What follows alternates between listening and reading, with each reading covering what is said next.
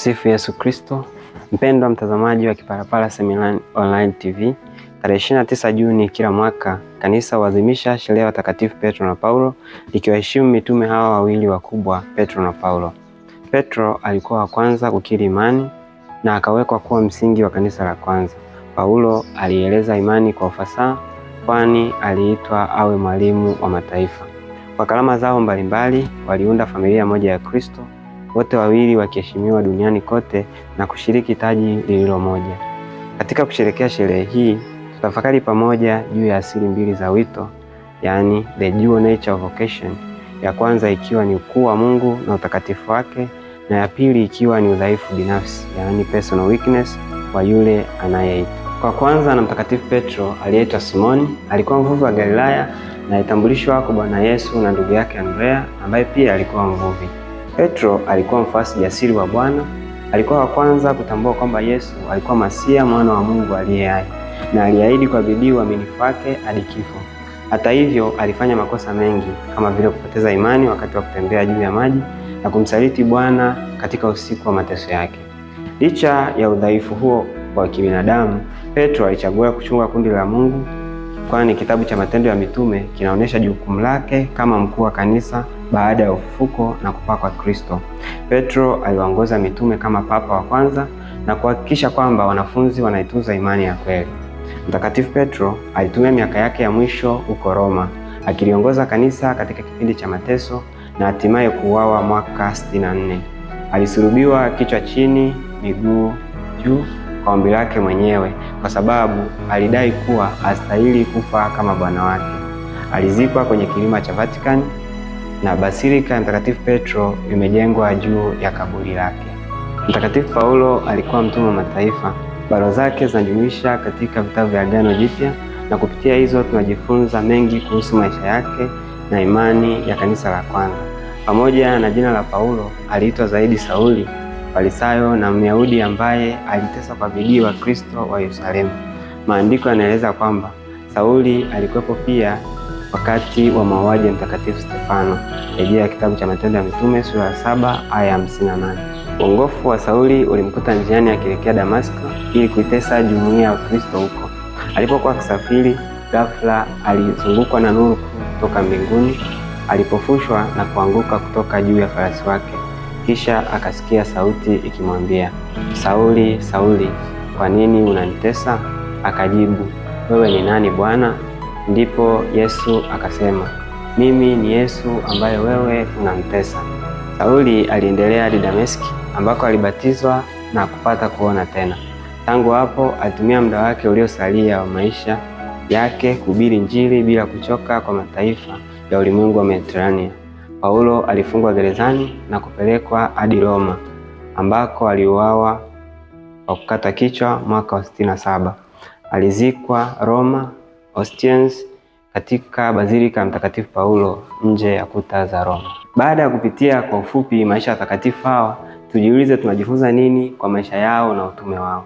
Jambo kubwa tunalojifunza ni kuwa Mwenyezi Mungu hachagui au haiti wakamilifu, bali anawakamilisha wale anaowaita. Hili tunaliona wazi tunapotafakari maisha ya watakatifu Petro na Paulo. Kama nilivyotangulia kusema hapo awali juu ya wito wa Mungu, unazo asili mbili. Kwa kuyatafakari maisha ya watakatifu Petro na Paulo, tunagundua kwamba kila mmoja alikuwa na mapungufu yake, lakini neema ya Mungu iliyakamilisha. Mwinjili Luka anasimulia mwitikio wa Simoni Petro baada ya muujiza wa samaki wengi. Petro anaanguka magotini mwa Yesu na kusema, "Ondoka kwangu kwa kuwa mimi ni mtu mwenye dhambi Bwana." Hii tunaikuta katika kitabu cha Luka sura ya 5 aya ya 8. Petro anatambua udhaifu wake mbele ya Bwana. Petro anaanguka magotini mwa Yesu akisema, "Ondoka kwangu Bwana, kwa kuwa mimi ni mwenye dhambi." Rejea Injili ya Mtakatifu Luka sura ya 5 aya ya 8. Petro anatambua udhaifu wake mbele ya Bwana na anajiona astahili. Ni udhaifu huo, yaani woga, unamfanya amkane Yesu mara 3 usiku wa mateso yake. Kwa kutambua udhaifu wa Petro, Bwana Yesu anamonya na kumwambia, "Simoni, Simoni, Shetani ametaka ninyi apate kuwapeta kama vile ngano, lakini nimekuombea wewe ili utakapoongoka waimarishe ndugu zako." Rejea Injili ya Mtakatifu Luka sura ya 22 aya 31 hadi 32. Katika usiku wa mateso ya Bwana Yesu, Petro akisha kumkana Yesu mara 3, Bwana anageuka na kumwangalia. Ndipo Petro anakumbuka alivyoambiwa na Bwana, anatoka nje na kulia sana. Machozi haya ni ishara ya toba na kubadilika.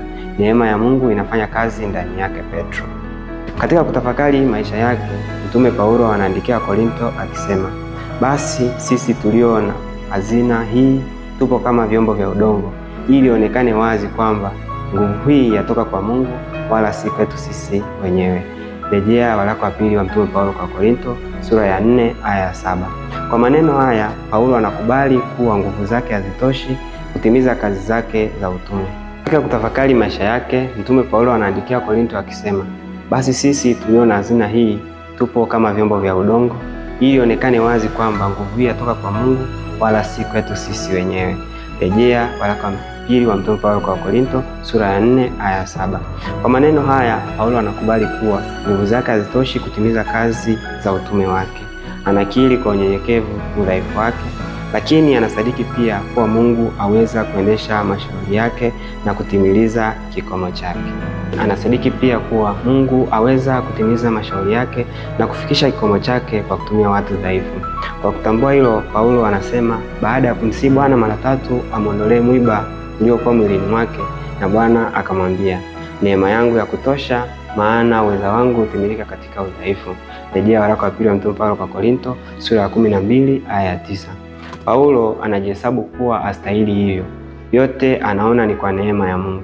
Ndiyo maana anasema, si kwamba sisi tunaweza kufanya chochote kwa nguvu zetu wenyewe, ila uwezo wote utoka kwa Mungu. Rejea waraka wa pili wa Mtume Paulo kwa Korinto sura ya 3 aya ya 5. Hivyo basi, sisi tulio mahujaji wa matumaini, kupitia mwito na maisha ya watakatifu Petro na Paulo, tunaalikwa nasi tusikate tamaa katika kuitikia wito wa Bwana na kutenda kazi yake. Pengine kwa kutazama historia yetu, udhaifu wetu na dhambi zetu, tutaweza kuogopa na kuwa na wasiwasi juu ya kustahili kwetu katika kuitenda kazi ya Bwana.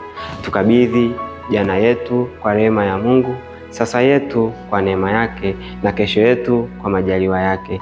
Aidha, tunapoendelea kufurahia siku hii takatifu na tukufu kwa sheria ya watakatifu Petro na Paulo, tumombe Mungu neema ya kufuata maagizo yao, kwa maana kwao kanisa limepokea mwanzo wa Ukristo.